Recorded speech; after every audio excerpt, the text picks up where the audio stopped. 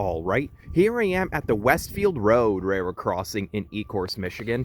Now, as you can see, I'm back at it in the downriver area for a little bit and to rail fan with some buddies and whatnot, and I decided to come down here and check out the third lonely crossing on the CN Flat Rock subdivision that's divided up and separated from the other quad track crossings in, the southern Ecorse and Wyandotte area. And I thought this crossing had some pretty neat equipment, although this was only filmed by, I think it was Caleb Belcher in the past, but yeah, maybe sometime there will be more videos of this crossing, but for now, I'm gonna go ahead and tour it for you guys. So yeah, I guess with all that said, I'll explain as I go on once again, so let's get to it. So for the first signal, this has a clamp-on style base, and here's the emergency information, and the dot tag and the dot number is 258079S, and if you look up here, there's an old Grand Trunk Western dot tag, same dot number.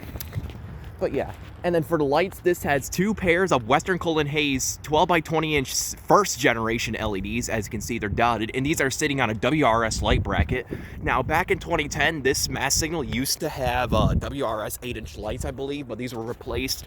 But these replaced them at around like 2011, 2013, I believe. But yeah, and also these lights used to have the clear lens on them, but they recently replaced them with the red ones. But yeah, and for the bell, this has a General Signals Type 2 electronic bell. This was here for a while, so I'm not totally sure what it replaced. Most likely a mechanical bell. But yeah, pretty neat stuff. Pretty neat little classic signal. This is right by, a private property industry area, so hopefully I don't get yelled at. But yeah, and down there's the Flat Rock yard, you can see. So yeah, with all that said, let's go ahead and move on to the next signal, which is a cantilever.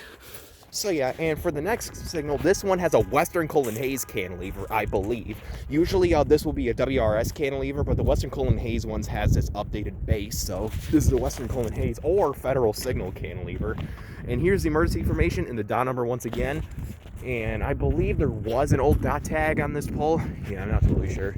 But yeah, and for the mast lights on this one has two more pairs of Western Cullen Hayes 12 by 20 inch first generation LEDs sitting on a WRS light bracket. Once again, I believe these replaced some more than WRS 8-inch lights in the past. Yep, and for the overhead lights, this once again has two more pairs of Western Cullen Hayes 12 by 20 inch first generation LEDs. And these are also sitting on another WRS light bracket, as you can see up there.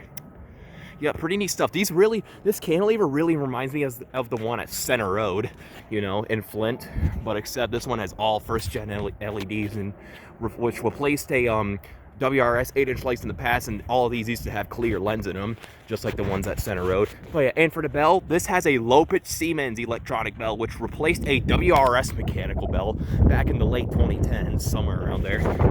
But yeah, pretty neat stuff I have to say here. Westfield Road, or Westfield Street. So yeah, that is all there is to show for the equipment. Here's the relay case at milepost 4, and here's the down number once again. So yeah, with all that said, let's go ahead and take a look at the track view. So down there is heading south towards West Jefferson and Seacott Street, and also High Street. You can see where it curves, and it'll eventually curve back to those two crossings. I believe you can see that here. And down there is heading north towards the Flat Rock Yard, towards Great Lakes Street, and many different industries and buildings. You can see where a bunch of tracks divide up to and whatnot. And also one thing worth mentioning, that this crossing right here has a massive island circuit, so even if the train is away from the crossing right here, this would stay activated. I mean, it's kind of a crappy flaw of this crossing that it has, but oh well, that's that. I guess it gives it character. So with all that said, this was the Westfield Road railroad crossing in Ecorse, Michigan. But yeah, I have to get this one in action soon, most definitely. But yeah, with all that said, over and out.